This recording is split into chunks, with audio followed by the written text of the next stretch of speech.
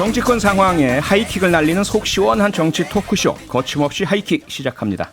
오늘은 지방선거를 앞두고 거침없이 하이킥 특별 확장판으로 시간을 늘려서 찾아왔는데요. 거침없는 정치 토크를 해주실 패널 4분 소개하겠습니다.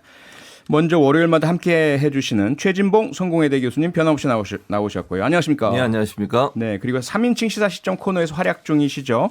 장예찬 전 인수위 청년소통 TF 단장 나오셨습니다. 안녕하십니까? 안녕하세요, 장예찬입니다. 네, 그리고 오늘 여야 청년 정치인 2분 함께합니다. 김용태 국민의힘 최고위원, 권지웅 민주당 비대위원 2분. 안녕하세요. 안녕하십니까? 네, 안녕하세요. 반갑습니다. 네, 반갑습니다. 지금 스튜디오가 오랜만에 꽉 찼습니다. 북적북적하기도 하고요. 지금 저희 모습 직접 유튜브 생중계로 보실 수가 있습니다. 여러분께서 남겨주시는 소중한 댓글도 저희가 실시간으로 다 확인을 하고 있으니까요. 유튜브에서 표창원의 뉴스 하이킥을 검색해서 들어와 주시면 감사하겠습니다. 자, 4분이 거침없이 하이킥 날려주실 첫 번째 주제, 먼저 준비된 MBC 뉴스 내용부터 듣고 오시죠.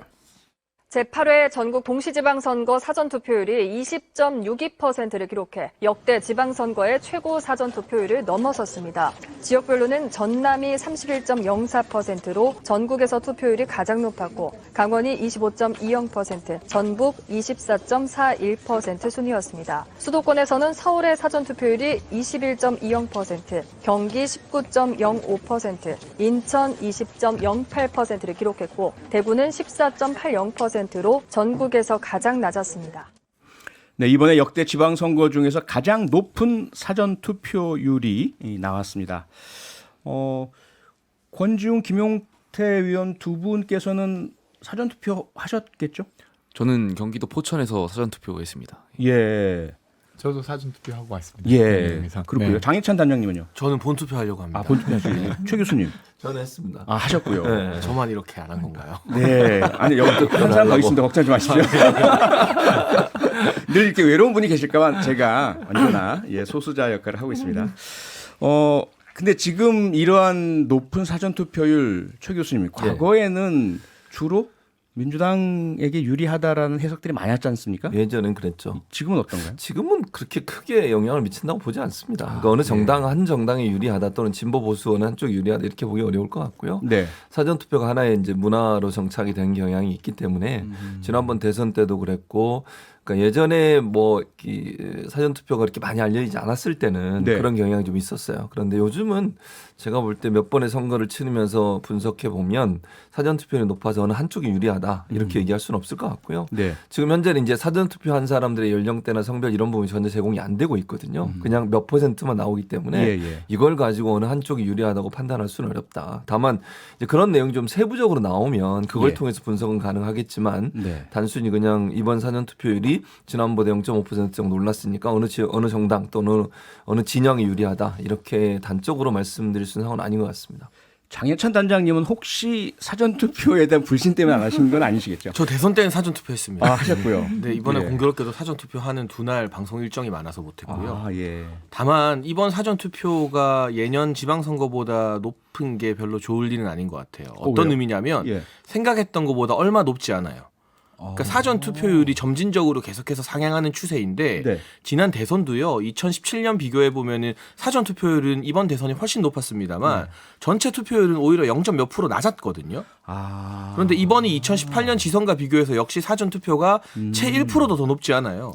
그러면 전체 투표율로 비교해 봤을 때는 지난 2018년에 60%보다 오히려 조금 낮아서 저는 50% 후반대가 나올 것 같아요. 그리고 그러다 보니 아무래도 이 사전 투표율이 높으면 민주당에게 좀 유리하고 본투표가 높으면 국민의힘에게 유리하다는 지난 몇 년 동안의 관성을 토대로 분석해 보면 사전 투표가 증가하는 추세인데 이번에는 별로 높지 않았다는 것은 민주당을 지지했던 분들이 여론조사 응답도 좀 덜하고 있고 실제로 투표장도 좀 덜 나가서 결집이 느슨해진 것 아닌가. 예단할 수는 없지만 지금 민주당에게 별로 좋은 분위기는 아닌 것 같습니다. 권지웅 의원님 동의하십니까? 일단은 그 앞서 이야기하신 대로 사전 투표가 민주당에게 유리하다 이렇게 말할 수는 없는 상황 같아요. 이제는 그렇게 됐다. 물론 이제 대선 때 가장 최근에 있었던 선거 대선 때 사전 투표에서 민주당 지지가 좀 더 높긴 했습니다. 근데 이제 실제로 지금 더 좀 관심 있게 봐야 될 건 본투표율이 어떻게 될 것인가. 그러니까 대선 직후에 있었던 전국 선거는 보통 투표율이 낮았어요. 그러니까 2007년에 대선을 치르고 2008년에 총선을 봐도 투표율이 낮았는데, 네. 근데 이제 투표율이 낮았더라도 전체적으로 모든 세대에서 같은 비율로 투표율이 낮아지진 않습니다. 그러니까 대개의 경우 60대 이상은 이번에도 월요일부터 수요일까지 조사한 자료를 보면 네. 60대 이상은 여전히 반드시 투표하겠다는 것에 한 80% 이상이 반드시 투표하겠다고 말해요. 네. 근데 이번에 20대와 30대는 각각 50%와 60%대로 반드시 투표하겠다는 층이 낮습니다. 그러면 전체 투표율이 떨어지지만 20, 30대에서 많이 떨어질 가능성이 높아요. 그러면 민주당에게 썩 좋은 상황은 아니죠. 네. 그래서 만약에 이제 본투표율이 꽤 높아서 네. 높아진다고 하면 그걸 보면서는 민주당이 조금 선전하고 있는 건 아닌가 이렇게 좀 짐작해 볼 수 있지 않을까 하는 생각하는데 네. 투표 전체가 높진 않을 것 같아서 좀 걱정입니다. 김용태 의원님, 지금 물론 이제 세 분 말씀이 사전 투표율에 대한 이야기이긴 하지만 전반적인 느낌은 민주당에게 조금 불리한 상황 아니냐라는 말씀이 이렇게 좀 깔려 있는 것 같아요. 그러다 보니까 한쪽에서는 이번 선거 국민의힘이 거의 완승을 하는 건 아닌가. 호남 제주마도 흔들린다. 이런 부분 분석 동의하십니까? 글쎄요, 뭐 저희는 끝까지 뭐 개표 결과를 봐야 될 것 같고요. 예. 뭐 끝까지 뭐 결과를 예측할 수 없어서. 근데 다만 사전 투표를 보고 지금 여야가 뭐 서로 각기가 뭐 각자가 유리하다라고 판단하고 있는데 그것은 좀 아닌 것 같고요. 적극적 지지층이 많이 투표한 것 같습니다. 왜냐하면 지금 뉴스에서 방금 말씀드린 대로 전남이 31%고 강원 25%, 이제 전북 24%인데 이게 상대적으로 농촌이 많은 지역인 도단위거든요. 그러니까 광역시나 서울시 이런 특별시에 비해서 농촌 지역이 많은 도단위가 투표율이 높다는 거는 저는 아무래도 좀 적극적인 지지층이 많이 투표를 했다고 보고요. 또 제가 조사를 해보니까 경북이나 전남 같은 경우에도 이제 시, 군구가 있지 않습니까? 네. 근데 경북의 포항, 북구, 남구 도시 위주잖아요. 이런 데는 16에서 17% 정도 투표를 했는데 상대적으로 그 농촌 지역에 많은 군단이죠. 울릉군이나 군위군 같은 데는 47%랑 52%를 사전 투표를 기록했고요. 네. 전남도 마찬가지입니다. 이제 시단위는 여수, 순천, 나주는 이제 19%에서 20% 초중반대인데요.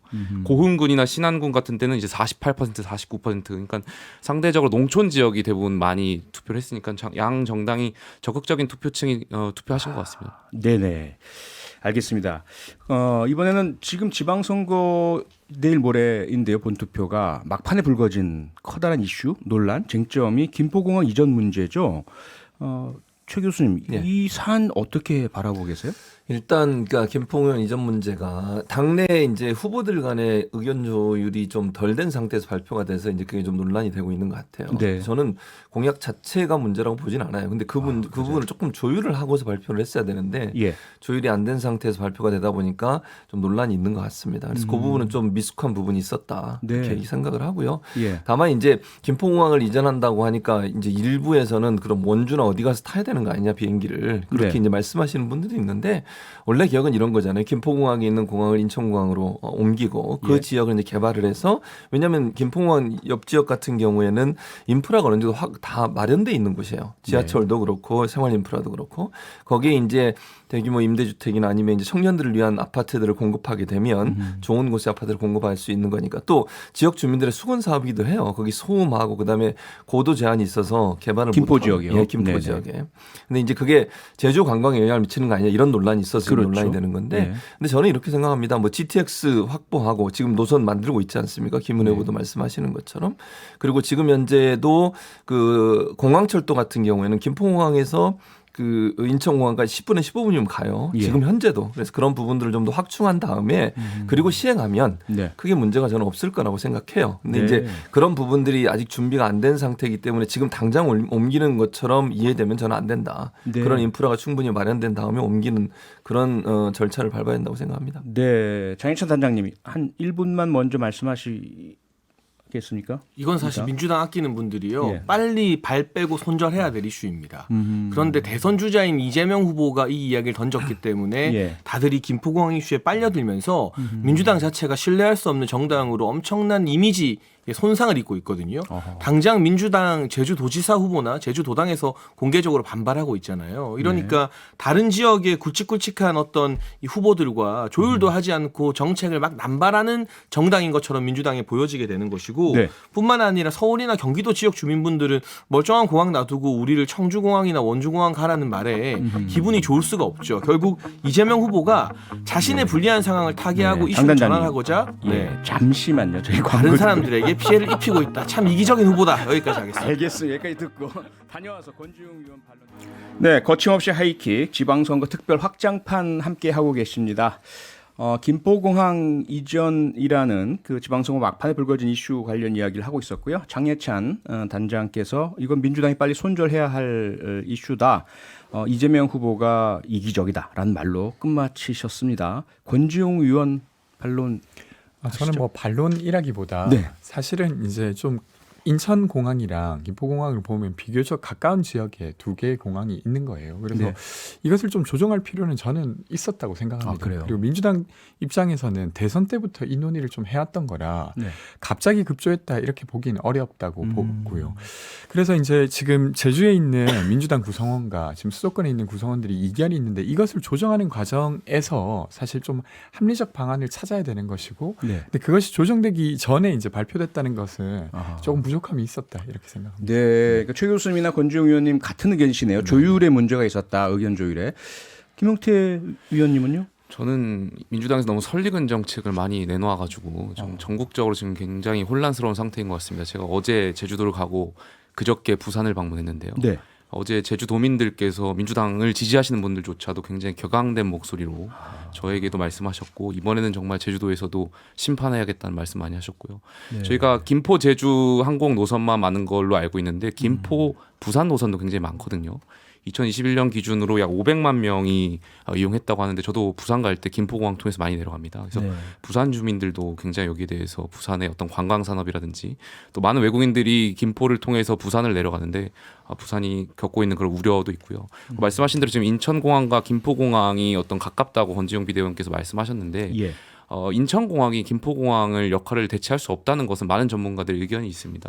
인천공항은 북한과 접경 가깝고 그렇기 때문에 슬롯도 많이 부족하고요. 비행기가 이착륙하는 데 있어서. 그다음에 공역이라고 하죠. 비행기가 뭐 비상 상황에서 계속 하늘에 떠 있어야 할 공중의 영역이라고 부르는데 북한과 접하고 있기 때문에 이 공역이 김포공항에 비해서 인천공항이 매우 적다고 합니다. 그렇기 때문에 인천공항 사장조차도 인천공항이 김포공항을 대체할 수 없다고 말씀하셨기 때문에 이 부분은 민주당이 좀 설익은 정책을 과감하게 막 마음대로 막 내뱉은 것 같고요. 또 민주당의 이재명 후보가 대선 때 강서구 공약을 보면요. 강서구, 그러니까 김포공항은 강서구의 자산이라고 표현을 하셨습니다. 그래서 강서구가 동북아의 관문으로서 역할을 하시겠다고 이재명 후보가 대선 때는 그렇게 말씀하셨는데 이제 와서는 갑자기 없애겠다고 말씀하시니까 많은 전국적으로 혼란이 있는 것 같습니다. 네. 뭐 시각이 좀 다르긴 하지만 어쨌든 최 교수님도 뭔가 조율이 잘못된 것은 맞다라는 말씀을 주셨었는데 이게 도대체 그러면 누구의 책임이고 잘못일까요? 그러니까 이제 조율이 안 된 부분은 누구 한 사람의 책임이라고 볼 수는 없어요. 저는 그렇게 보는데 왜냐하면 후보들 사이에 이런 부분들에 대해서 당이 좀 중앙에서 교통 정리를 할 필요가 있었는데 조금 빨리 발표가 된 것 같아요. 아무래도 이제 그 이재명 후보는 개항에서 지금 출마를 해서 뛰고 있는 후보이고, 송영길 지금 서울시장 후보와 이렇게 두 분이 아마 얘기를 나누신 걸로 저는 개인적으로 생각을 합니다. 뭐 당에서 또 다른 얘기가 있는지 제가 잘 모르겠는데 그걸 여쭤봐야 될 것 같고요. 그런 부분들이 아마 조율이 돼서 두 분이 아마 이제 이런 공약을 내자라고. 왜냐하면 송영길 전 대표 지금의 후보죠. 대표 때도 이분 계속 얘기하셨어요. 송영길 지금 후보는 이건 뭐 아주 오랫동안 얘기했던 부분이기 때문에 그런 점에 있어서는 아마 이재명 후보하고 의견 일치가 있었던 것 같고 그런 부분이 이제 발표의 배경인 것 같은데 그러다 보니까 이제 파생되는 여러 가지 문제점들이 결국 다른 지역에 있는 후보들과의 충돌 문제가 이제 발생하게 된 것이고 이런 부분들이 중앙당이 정리가 안 된 부분 좀 아쉬운 부분이다 이렇게 볼 수 있겠죠. 혹시 권지웅 비대위원님 지도부 일원으로서 이 문제 도대체 왜 이렇게 됐고 누구의 책임이라고 할 수 있는지 말씀 가능하실까요? 사실은 당 내에서도 특별한 이슈가 없는 상황에서 이견을 이렇게 조율하고 그것을 조정하는 게 쉽지가 않습니다. 되려 이렇게 외부적으로 외부화되고 나면 더 적극적으로 조정을 하게 돼요. 사실은 이 잠재된 갈등이라고 하는 거 얼마나 많이 있습니까? 근데 그것을 특별히 논의해야 될 필요가 없을 때는 잘 논의하지 않게 됩니다. 네네. 그러니까 이 부분도 사실은 일부 구성원들은 이것을 이전시키는 게 필요하다고 생각하고 있었고 일부 구성은 그러면 안 된다고 생각하고 있었는데 네. 이번을 계기로 아마 조정을 시작하지 않을까 싶습니다. 근데 제가 대선 해본 경험으로 말씀드리면 당에 다 정책국이라는 곳이 있어요. 있죠. 그리고 싱크탱크, 여의도 연구원, 민주연구원이 있고요. 있죠. 그럼 지역별로 보통은 자기 지역에 좋은 시설 들어오기를 원하고 상대적으로 필요는 하지만 주민들이 안 좋아하는 시설은 우리 지역에 들어오는 거 싫어하기 때문에 지역 공약 막 받아보면 엄청 산발적이고 상충되는 게 많아요. 그렇죠. 이걸 중앙당 정책국이나 싱크탱크에서 조율해서 교통 정리를 한 다음에 대선 공약, 또 지선 공약, 총선 공약으로 내보내거든요. 그런데 이번에 왜 이런 이 충돌이 일어났느냐? 그래서 민주당 내부에서도 왜 이렇게 반발하느냐? 이건 이재명 후보가 민주당을 여전히 자신의 당이라고 생각하기 때문입니다. 제가 장담하건대 이 김포공항 이전 그리고 폐쇄 문제에 대해서 정책국에 이재명 후보가 공식적으로 질의를 하거나 중앙당 차원에서 회의 한 번 한 적 없을 겁니다. 뭐 권지훈 비대위원님도 회의 한 적 있다라고 말씀 못 하실 거고요. 근데 보통은 그렇지 않아요. 이렇게 이 해당 지역뿐만이 아니라 전국적으로 영향을 끼치는 거시적인 문제에 대해서는 반드시 정책국이나 싱크탱크에서 관련 조사를 하고 다른 지역 당사자들의 의견도 듣고 조율하게 되어 있거든요. 그 문제를 건너뛰어서 민주당의 어떤 내분을 또 하나 만든 겁니다. 그럼 민주당 제주도당은 우리 제주도 이렇게 무시해도 되는 거냐라고 반발할 수밖에 없는 거죠. 결국 이재명 후보 아직까지도 대선 후보로 나오면서 했던 말들 민주당의 이재명이 아니라 이재명의 민주당이라고 했잖아요. 여전히 민주당을 자신의 사당처럼 생각하고 있기에 그 오만함에서 이 문제가 기인한 겁니다. 아니 우리 장 너무 세게 그렇게 생각하지 않고 되게 차분하고 사당이 아니고 젠틀하게 이야기했어요. 사당이 교수님. 아니고 여당이라서 요새 많이 참고 있어요. 여당이니까 참 차분하게 얘기하시고 어쨌든 이제 사당이라고 저는 생각하지 않고요. 이재명 후보 입장에서는 여러 가지 본인의 논리 있어요. 그러니까 제가 아까 말씀드린 것처럼 이게 제주도에 영향을 미치지 않을 거라고 이제 판단하고 있다고 저는 보거든요. 근데 이제 그럼에도 불구하고 왜냐면 아까 제가 말씀드렸잖아요. 그게 뭐 야당에서는 청주로 가야 되나 원주로 가야 되나 이런 얘기 나오다 보니까 이제 논란이 되는 건데 실제로 인천에서 닭을 흡수만 할 수 있다고 하면 사실은 크게 문제가 된다고 저는 보진 않아요. 왜냐면 그러니까 이제 그런 부분들이 조율이 안 된 부분은 이제 우려가 결국 다른 지역에 선거에 영향을 미칠 수 있다는 우려가 나오는 것이니까 그 부분을 조금 조율했으면 좋을 것 같아요. 알겠습니다. 선거 끝나고 나면 뭔가 좀 더 자세한 이야기가 나오겠죠. 두 번째 주제로 넘어가 보겠습니다. 먼저 준비된 내용부터 듣고 오시죠.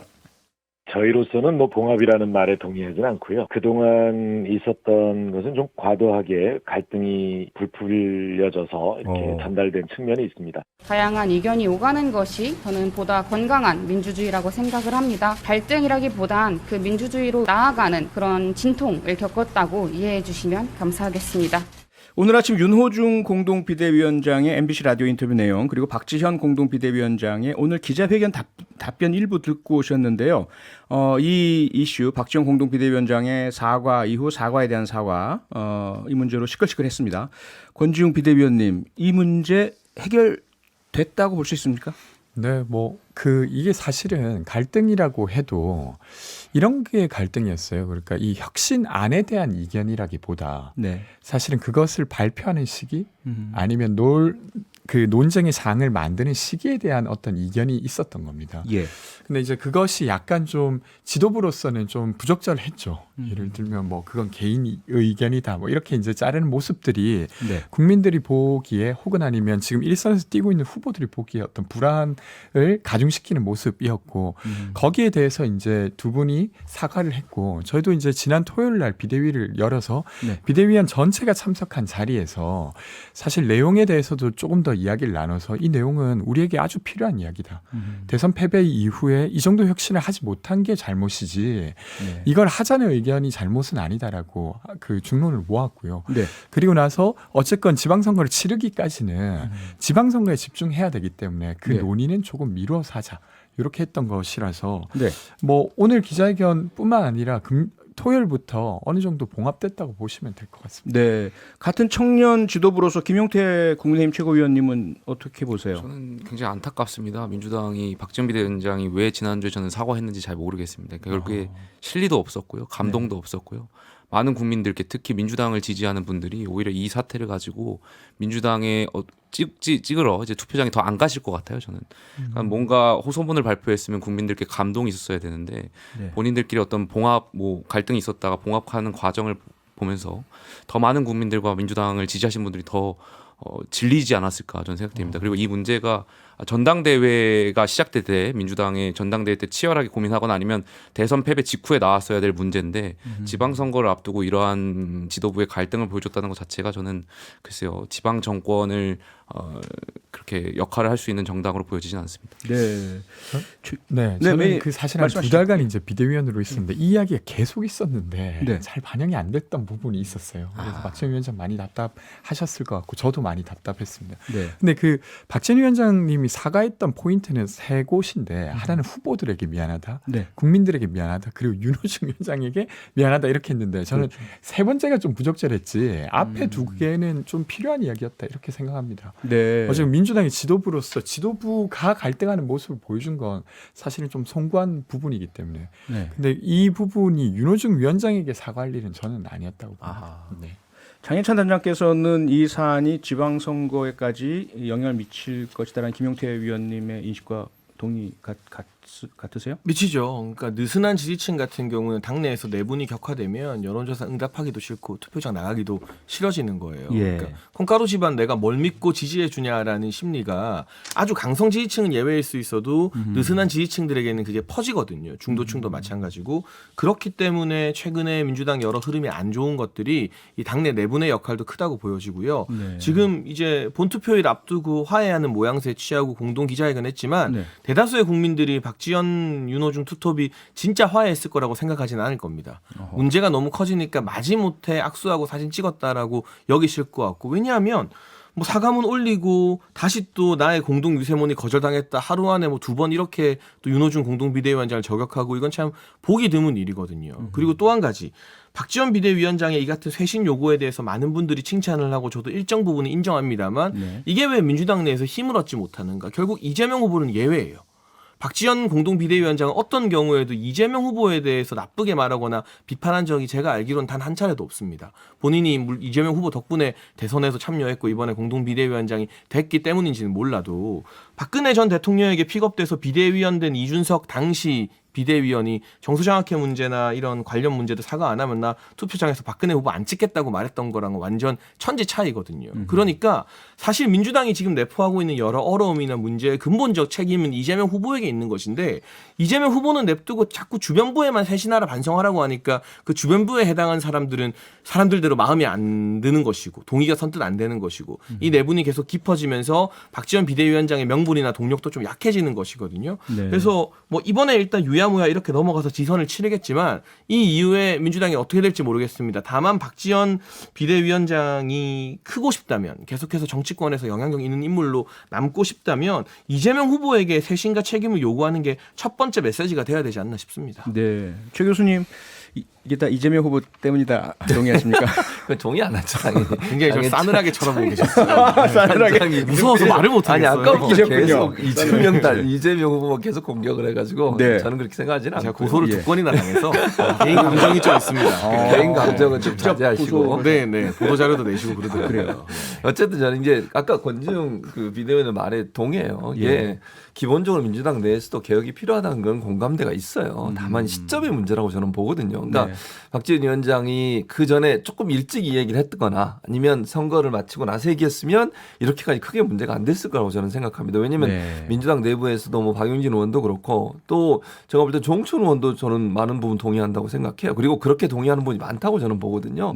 근데 이게 시점상 선거 바로 앞두고서 터지다 보니까 이제 갈등 요소로 부각이 되고 그래서 이런 부분들이 결국 이제 선거에 미칠 악영향을 생각하면 이제 우려가 되는 거죠. 특히 선거 현장에 뛰는 후보들 입장에서는요, 이거 정말 답답합니다. 중앙당이 저런 모습 보이면 현장에 뛰는 분들은 얼마나 황당하겠어요. 진짜 피말리는 싸움이고 민주당이 그렇지 않아도 열악한 상황에 지금 선거를 치르고 있는데 저렇게 또 갈등 모습 보이고 하는 것이 얼마나 안 좋겠습니까? 그래서 저는 개혁에 대해서는 전반적으로 다 동의한다고 생각해요.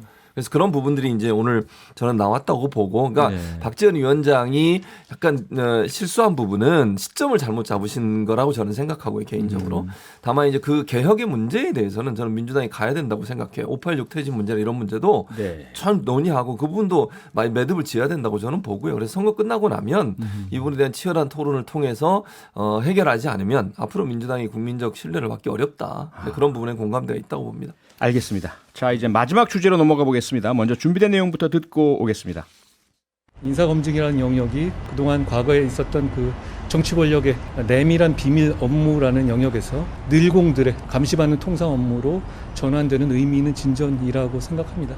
그리고 그런 식으로 반드시 그렇게 되도록 운영하겠습니다. 네, 오늘 법무부 인사검증 논란에 대한 한동훈 법무부 장관의 답변 듣고 오셨는데요. 권지웅 비대위원님부터 이 한동훈 장관의 발언 동의하세요? 저는 사실은 그 인사검증 시스템을 좀 더 개선해야 된다는 것에는 동의합니다. 네. 그리고 그것이 어떤 게 적절할지 좀 더 토의할 필요가 있다고 생각하는데 예. 지금 사실은 윤석열 정부에 좀 되게 우려되는 지점이 인사 관련한 거지 않습니까? 네. 지금 1차 내각을 보더라도 그러했고 지금 비서관 임명에서도 그런 상태인데 그러니까 이제 문재인 정부가 비판받았던 것 중에 하나가 우리 사람이면 오케이. 네. 라는 것이 되려 이제 정부 운영에 되게 어떤 코드 인사로 해서 되게 좁게 정부를 운영한다는 비판을 받았어요. 근데 지금 공직기관 비서관으로 사실은 되게 논란이 되었던 재판을 이끌었던 검사, 그러니까 증거가 조작된 증거를 가지고 재판을 이끌었던 검사, 그래서 징계까지 받았던 검사를 공직기관 비서관에 두었고, 네. 그리고 한동훈 장관이 사실 윤석열 대통령의 최측근이지 않습니까? 네. 근데 그 사람이 이제 인사 관련한 것을 검증을 시작하는 첫 번째 단추가 되는 거예요. 근데 이게 검증이라고 하는 게 아주 기계적인 조치라기보다는 검증을 어느 정도로 하느냐에 따라서 그 사람의 당락이 결정될 수 있습니다. 그렇죠. 그러니까 우리 사람이면 오케이라고 하는 절차가 또 윤석열 정부에 아주 끈적하게 붙어서 정말 코드 인사가 이제 또 시작되는 거 아닌가 이런 우려가 저는 있어요. 그래서 이 부분에 있어서는 좀 그것을 해소할 필요가 저는 윤석열 정부에게 있다고 봅니다. 김용태 위원님. 저는 민주당에서 지적하는 그 우려에 대해서 저도 일부 동의합니다. 왜냐하면 특정 기관 출신, 뭐 예를 들면 검찰 출신이 인사 검증을 한다는 것 자체가 그렇기 때문에 좀 법무부에 많은 권한이 실린다는 점에서 저도 우려는 되는 바입니다. 그러나 대통령실이나 법무부도 이것을 알고 있고 인사정보관리단 단장을 비검찰 출신으로 하거나 아니면 중간에 장관 보고를 생략한다고 한다는 것들 이런 것들이 이런 우려를 잘 알고 있기 때문에 잘 대처해 나갈 것이라고 보고요. 저는 오늘 이 법무부가 인사정보관리단에 하면서 가장 좀 제가 좋게 보고 있는 점은 감사를 할 수 있다는 거죠. 인사에 대해서. 그동안 우리가 전 정권에서 인사 문제가 터지거나 인사가 왜 이렇게 됐지? 아니면 잘못된 인사를 보고 왜 그럴까에 대한 의구심이 많았는데 이번 정부부터는 인사정보관리단이 인사 업무도 감사에 포함되기 때문에 이런 부분에 있어서 더 조심스럽게 할 것이라고 보고요. 좀 긍정적으로 보고 있습니다. 네, 최 교수님. 그 전에 청와대 내에서 하던 것과 달리 내각에서 하니까 감사원 감사의 대상이다. 괜찮다.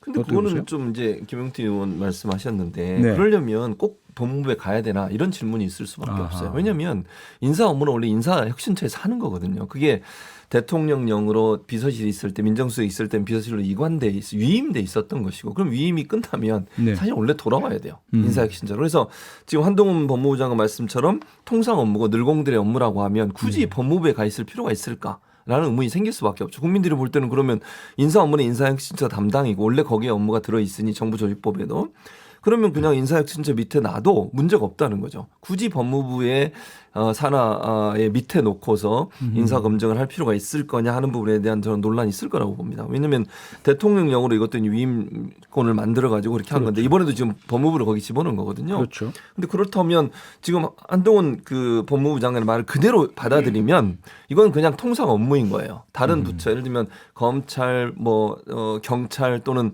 국정원 이런 데서 정보 받아서 그냥 정리하는 업무만 하는 거잖아요. 굳이 그런 법무부 밑으로 가야 되냐 이렇게 논란이 많은데 특히 한동훈 이제 법무부 장관은 일명 소통령으로 불릴 만큼 이제 대통령하고 친근하고 이런 부분 있잖아요. 그럼 국민들이 의혹의 눈초리를 보낼 수밖에 없어요. 그런 부분에 대해서 논란이 되고 또 하나는 이제 사법부에 예를 들면 판사들, 대법관들 이런 분들도 여기서 인사검증을 해요. 그럼 과연 사법부 독립이 제대로 이루어질까? 그럼 어쨌든 그 법무부에서 하게 되면 그런 부분에 대한 독립성에도 약간의 문제가 발생할 수 있지 않을까 이런 우려가 있습니다. 그래서 저는 정말 오늘 그 한동훈 법무부 장관의 발표를 그대로 받아들인다면 저는 인사혁신처 밑에 있는 게 맞다. 그것이 국민들이 볼 때도 납득 가능한 선이 아닐까 그렇게 생각을 합니다. 장단장님, 그러다 보니까 민주당에서는요. 정부조직법상 법무부에는 인사 업무가 없는데 대통령령으로 이 법을 위반하는 법무부의 인사 업무를 맡기는 것은 위법행위다. 그래서 지금 헌법재판소에 권한쟁의 심판 청구 검토를 한다고 했지 않습니까? 이 부분 어떻게 보세요? 청구하시면 되죠.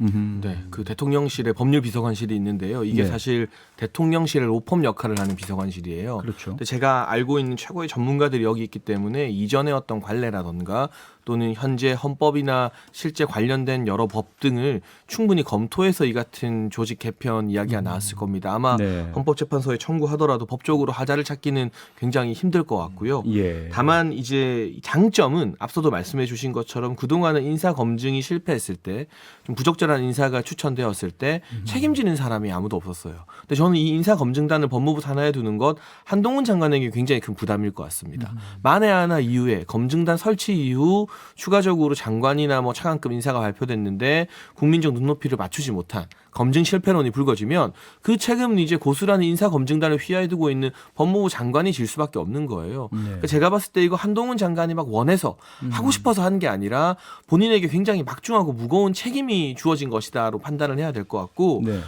야당 같은 경우도 이제는 국회 상임위나 국정감사, 대정부 질의 등에서 인사검증에 대해 공개적으로 질문을 던질 수 있다는 것. 이거는 인사검증 시스템의 투명화라는 측면에서 환영할 일이 아닐까 싶어요. 그 이전에는 민정수석 국회 불러도 안 나오는 게 관례였거든요. 그리고 정확한 검증의 주체가 누군지 공식화가 안 돼 있었기 때문에 네. 그냥 검증 실패해도 유야무야 넘어갔어요. 그래서 이 부분은 굉장히 어떤 한 진전이다라고 말씀드리고 싶고 다만 소관 업무를 맡은 법무부의 장관이 다름 아닌 야당이 싫어하는 한동훈 장관 또 야당이 슈퍼스타로 만들어준 한동훈 장관이기 때문에 이게 문제가 되는 거지 만약 한 장관이 아닌 다른 상태에서 우리가 사람이 아니라 제도만 본다면 이걸 이렇게 수면 위로 끌어올리면서 책임의 주체를 딱 명시한 인사검증 시스템 자체는 야당도 반대할 이유가 많지 않을 거라고 생각합니다. 그런 점에서 저는 네. 그러니까 장 단장이 말씀하신 것처럼 예. 그런 시스템이면 인사혁신처로 와도 전혀 문제가 없다고 저는 봐요. 그러니까 한동훈 장관이 굳이 안 해도 되는 거잖아요. 이걸. 네. 근데 굳이 이걸 왜 법무부에 갖다는 그건 말만 더 나올 수 있으니까 저는 아까 말씀하신 것처럼 국회 검증도 받고 이럴 수 있는 게 인사혁신처장도 충분히 그렇게 가능한 거 아니겠어요? 네. 그렇게 했으면 좋겠다는 생각이 들어요. 개인적으로. 아무래도 네. 이런 업무에 검사들의 업무 능력이 좀 필요되다 보니까 이 검사 지원이나 파견과 관련해서 법무부가 필요하지 않았나 싶은 생각도 듭니다. 네.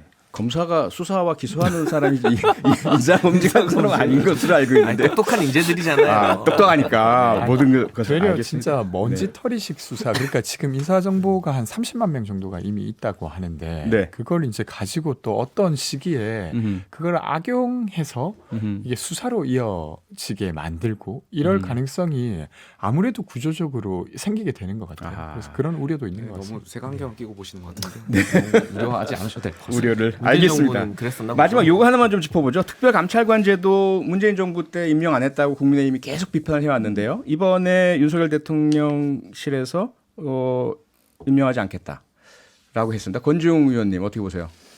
그러니까 이제 뭐 사실은 새로운 정부가 만들어졌을 때 기대하는 것은 그전 정부가 하지 못했던 걸 네. 할 것이라는 건데 예. 지금 이렇게 이제 특별감찰관 제도를 임명 안 하겠다라고 하면서 아주 측근들의 어떤 비리를 그러면 수사하는 그 어떤 기관이나 인력이 없어지는 거지 않습니까? 이 검찰 경찰에 맡기겠다 이렇게 얘기를 하고 그래서 있죠. 그런 예. 것들은 내로남불 정부의 길로 가게 되는 것 같아요. 물론 이것만으로 딱 판단할 수는 없지만 네. 그런 우려가 있어 보입니다. 네, 두 분 중에 한 분이 누가 좀 김영태 의원님. 야당에서 충분히 지적할 수 있는 문제라고 생각되고요. 대통령께서 많은 고민을 하셨던 것 같습니다. 말씀하신 대로 검찰과 경찰이 있고 또 저희가 지금 무능력하다고 비판을 하고 있지만 공수처가 있지 않습니까? 그래서 네. 이런 거 기관들이 있기 때문에 여기에 대해서는 조금 더 이런 기관들이 좀 친척 네. 이런 거에 대해서 감찰이나 이런 걸 할 수 있지 않나 생각됩니다. 네, 잘했으면 좋겠다는 말씀으로 마무리 줘야 될 것 같습니다. 네, 지금까지 최진봉 교수, 김용태 국민의힘 최고위원, 그리고 장예찬 전 인수위 청년소통 TF 단장, 권지웅 민주당 비대위원과 함께했습니다. 네 분 수고하셨습니다. 고맙습니다. 감사합니다. 평일 저녁 6시 5분에 여러분을 찾아갑니다. MBC 라디오 표창원의 뉴스 하이킥.